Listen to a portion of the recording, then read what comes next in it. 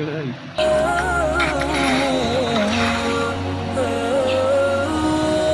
item नहीं आ रहे, shoes भी नहीं चल रही वो आएगी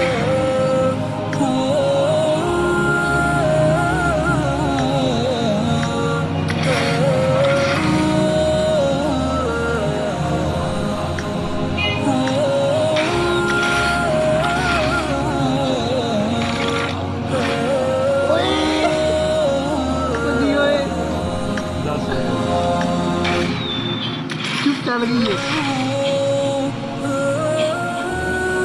किन्ने खोले अपन 60 है ना, 60 खोले ना, क्यों चल गई फिर